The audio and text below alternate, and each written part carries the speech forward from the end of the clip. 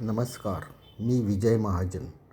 आम्ही म्हणजे मी, माझी पत्नी वृषाली आणि बहीण आशा यांच्याबरोबर डिसेंबरमध्ये कोल्हापूर आणि कोकण म्हणजे भिवंडी आणि वेंगुर्ला अशी टूर केली. यावेळी मात्र आम्ही कोल्हापूरच्या आजूबाजूचीच ठिकाणे जास्त बघितली. कोल्हापूरपासून 12 किलोमीटर वसलेल्या पन्हाळ्याला आम्ही गेलो. पन्हाळ्याला कोरगावकरांच्या हिलटॉपमध्ये जेवण घेऊन तिथून 45 किलोमीटरवर असलेल्या आंबा या 2000 फूट उंचीवर असलेल्या कोल्हापूर जिल्ह्यातील निसर्गरम्य ठिकाणी गेलो. आंबा घाटातून खाली उतरले की कोकण म्हणजे रत्नागिरी जिल्हा सुरू होतो. इथे चांदोली धरणाच्या बॅकवॉटरच्या काठावर असलेल्या कोरगावकरांच्या गेस्ट हाऊसवर गेलो. डोंगराच्या कुशीत लपलेलं हे ठिकाण पाण्यावरून येणाऱ्या वाऱ्यामुळे कायमच थंड असते. पुढे हे नक्कीच एक हिल स्टेशन ठरेल. तिथून जवळ कोल्हापूरच्या माले या पन्हाळा तालुक्यातील एका खेडेगावात आलो. तिथल्या एका लेकच्या बाजूला कोरगावकरांच्या गेस्ट हाऊसचे काम चालू होते.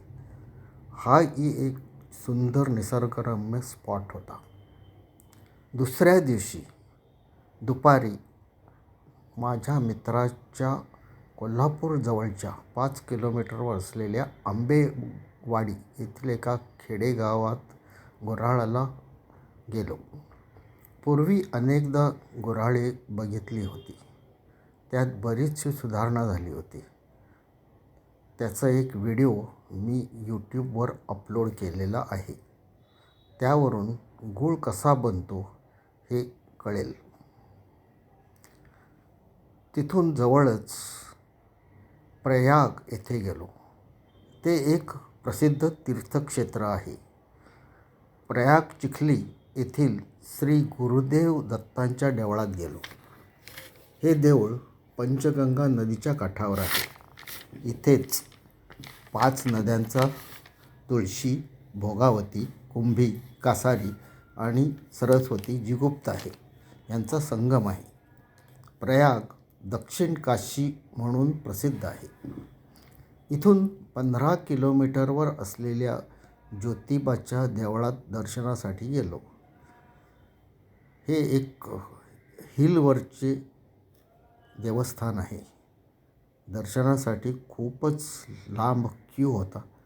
त्यामुळे आम्ही बाहेरूनच नमस्कार करून परत कोल्हापूरला परतलो.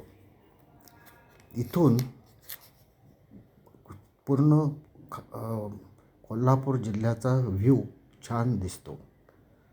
तुमच्याकडे गाडी असेल तर डोंगराच्या वरपर्यंत देवळाच्या जवळच गाडी जाऊ शकते. दुकानदारांनी त्यांच्या दुकानासमोर पार्किंगची सोय केलेली आहे.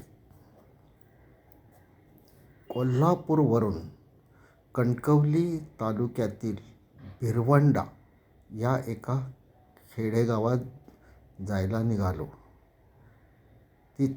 इथे जाण्यासाठी 2 रस्ते आहेत. एक गगनबावड्यावरून आणि दुसरा राधानगरी फोंडा घाटातून.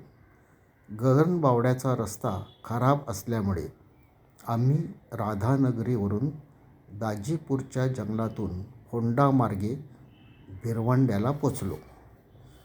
मध्ये दाजीपूरचा वाईल्ड लाईफ सँच्युरीच्या ऑफिसमध्ये थांबलो. इथे एक म्युझियम आहे. हा पूर्ण घाट रस्ता एका बाजूला जंगल आणि दुसऱ्या बाजूला राधानगरी धरणाचे बॅकवॉटर अशा रम्य भागातून जाते.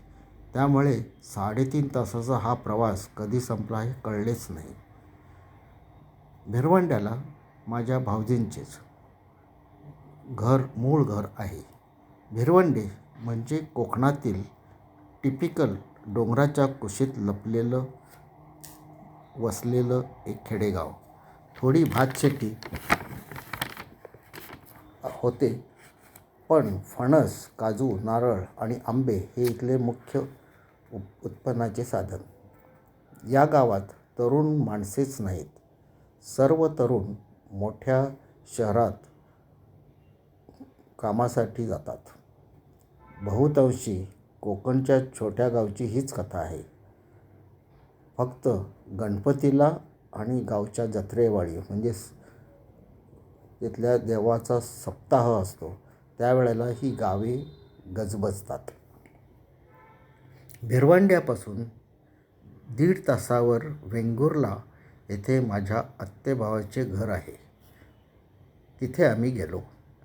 वेंगुर्ला पूर्वीपासून प्रसिद्ध गाव आहे, ते व्यापाराचे केंद्र म्हणून. कारण वेंगुर्ला हे एक नॅचरल आणि सुरक्षित बंदर आहे, त्यामुळे मोठ्या बोटीही इथे थांबत असत. 1665 डच लोकांनी हे शहर वसवले आणि ब्रिटिश काळात त्याची व्यापारामुळे भरभराट झाली. वेंगुर्ल्याचा बाजार आणि मासे बाजार आजही प्रसिद्ध आहे. इथल्या सुंदर बीचेसमुळे वेंगुर्ला पर्यटनासाठी प्रसिद्ध आहे. बंदराजवळील दीपस्तंभ, सागर बंगला आणि आत्ताच नवीन बांधलेला ब्रिज बघण्यासारखा आहे. इथून 15 मिनिटावर असलेला सागरेश्वर बीच खूप लांबवर पसरला आहे आणि इथली सरसरीत पांढरी वाळू लहान मुलांना खेळण्यासाठी छान जागा आहे. नंतर मस्त कोकणी जेवण म्हणजे मासे, कोलंबी हे जेवून आम्ही परत निघालो. या 8 दिवसात नवनवीन ठिकाणे बघितली, नवीन अनुभव घेतले. कोकणातील खेडेगावची सत्य परिस्थिती, झपाट्याने वाढणारी कोल्हापूरसारखी शहरे बघितली की वाटते आपण ही शहरे आणि गावे खूप एन्जॉय केली. पण हे कट्टू सत्य आहे की ही खेडेगावं राहणार की नाही.